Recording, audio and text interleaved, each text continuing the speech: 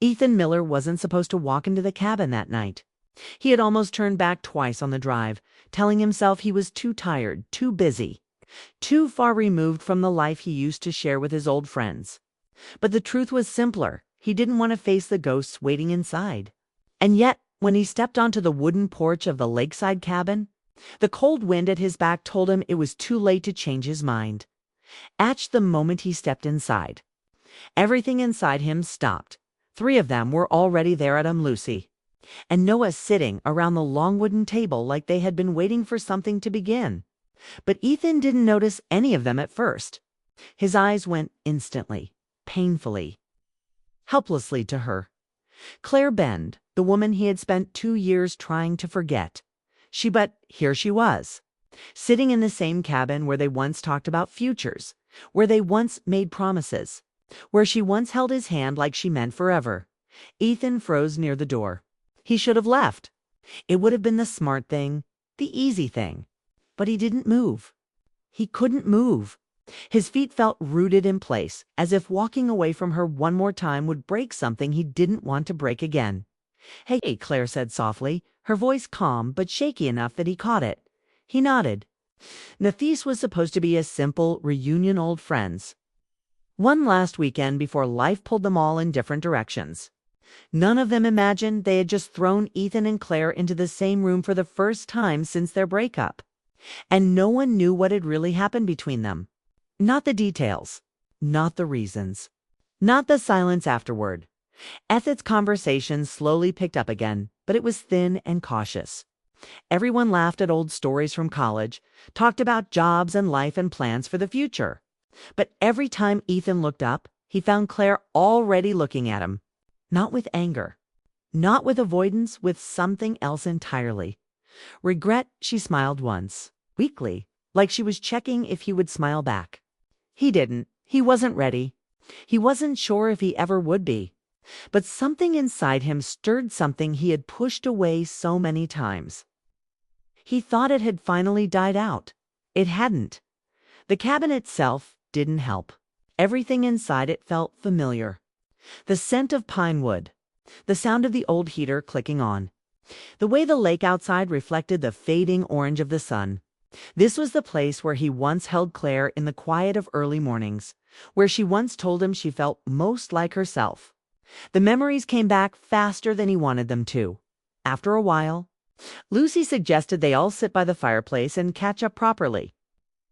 Ethan didn't mind the idea until he realized the circle they made placed Claire directly across from him, close enough that he could see the faint tremble in her hands. Every time she touched her mug.tt hen, it was Claire's turn. She hesitated, long enough for everyone to feel it. She began, her voice low. I left someone important behind.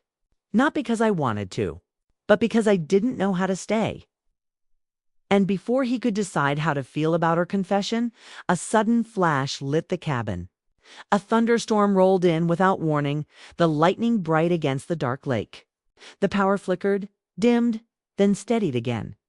The shift in light made the moment feel heavier. Like nature itself was pushing them into the truth. Adam and Noah exchanged uneasy glances. Lucy pulled her blanket closer, but Ethan didn't look away from Claire. Not once she finally spoke again, softer this time. There's something I should have told you a long time ago. The room went silent instantly. Ethan's heartbeat slowed, then sped up, then felt like it stopped. It had been 2 years since she walked out of his life without an explanation.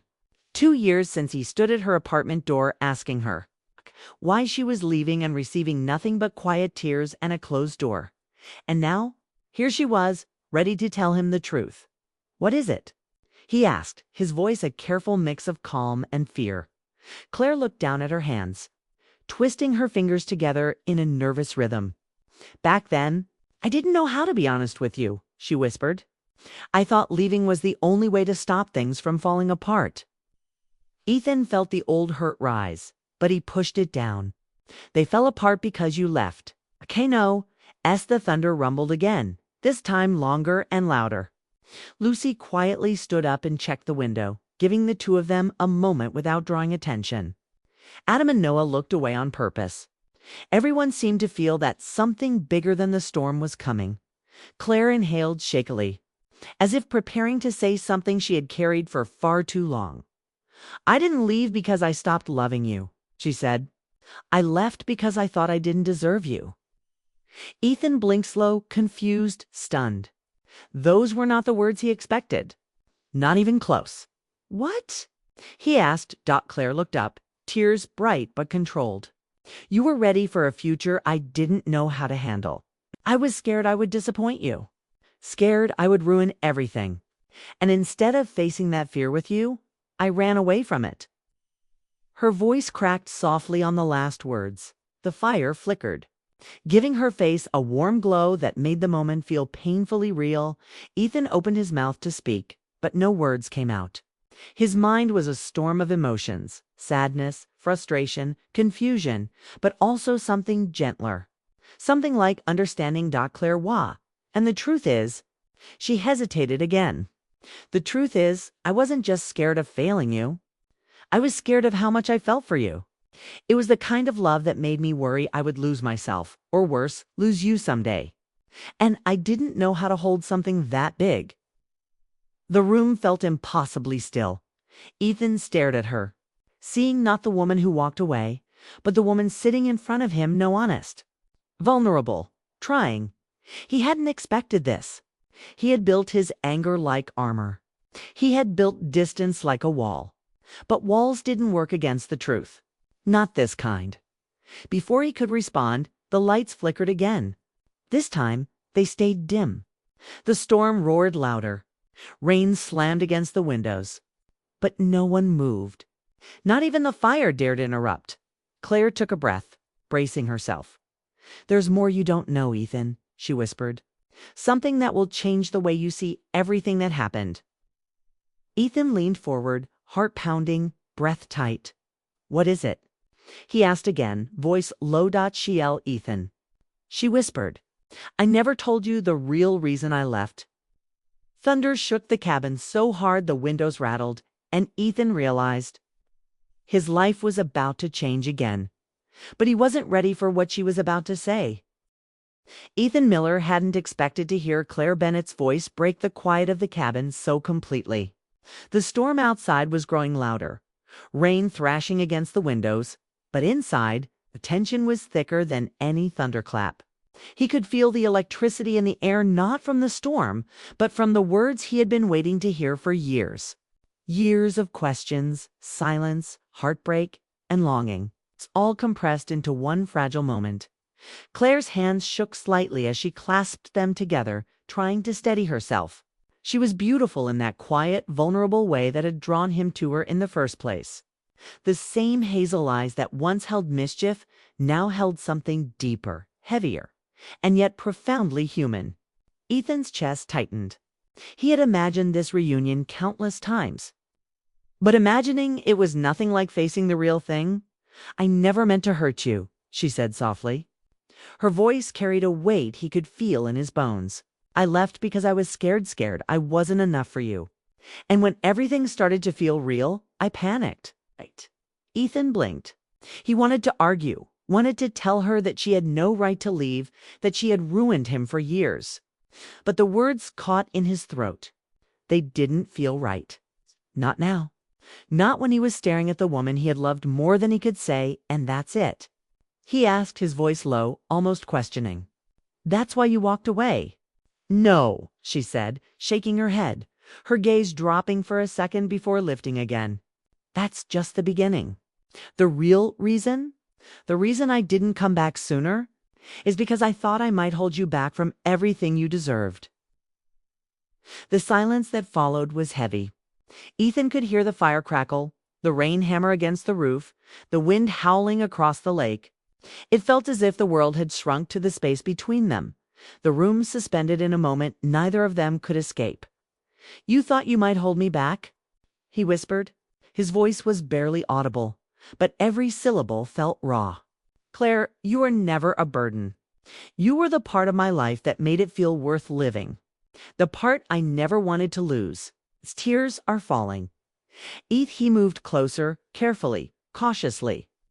as if proximity alone might bring them back to something they had both lost. "You didn't ruin anything," he said gently. "You left before we had a chance to figure it out together." Her eyes softened, and for the first time that evening, her tension seemed to ease slightly. She let out a shaky breath, wrapping her arms around herself as if the words themselves were heavy. "I came tonight because I want to stop running. From you. From us. From what I feel," she admitted. Her voice was almost a whisper now, barely audible over the storm, yet it resonated deeply. "I don't expect you to forgive me right away or even want me back, but I needed you to know the truth." Ethan didn't speak immediately.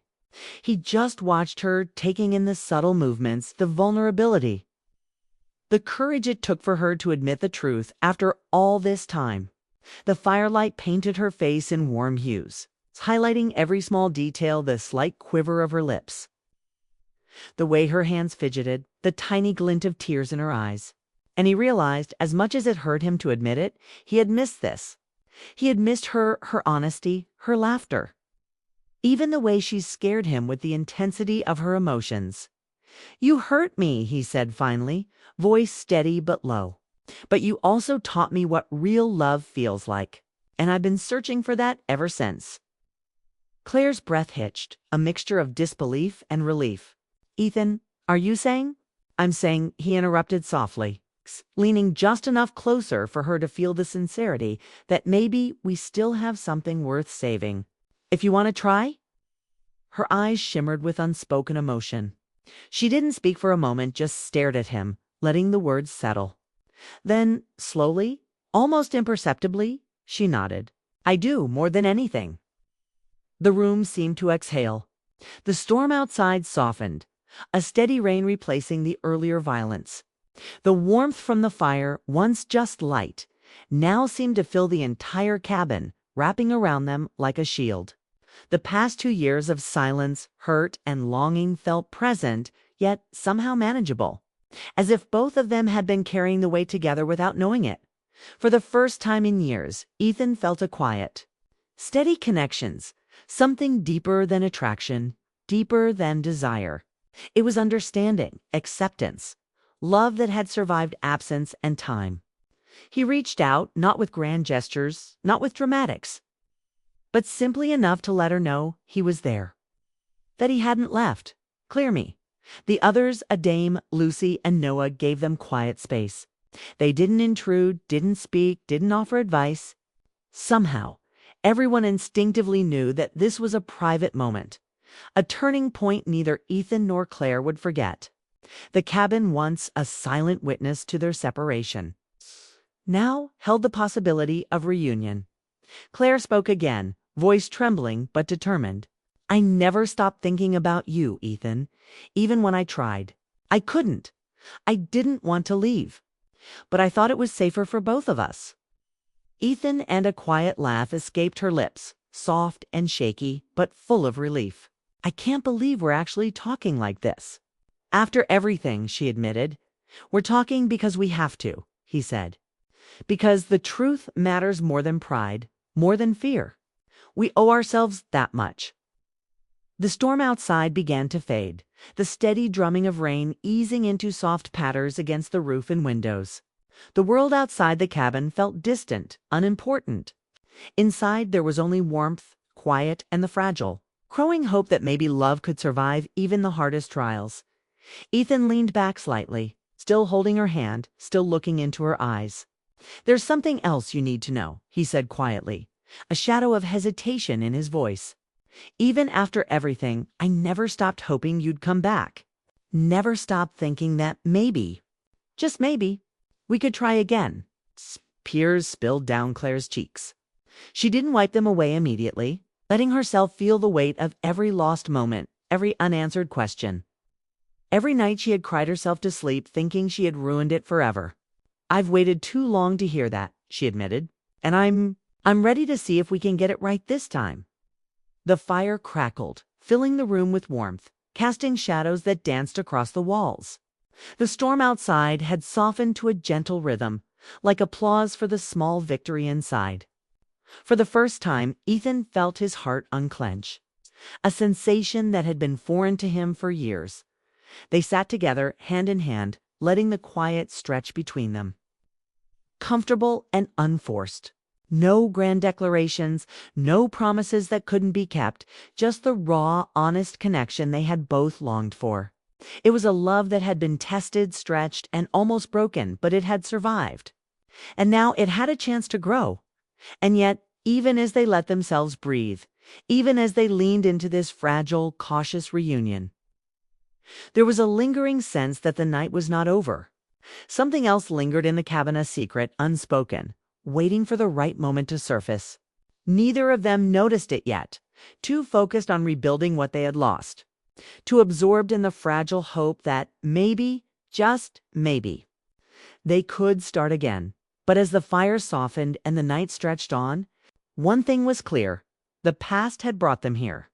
The storm had driven them together, and for the first time in years, they were willing to face the future side by side. And as Ethan held Claire's hand, feeling the pulse of life and emotion running through her fingers, he realized something both simple and profound.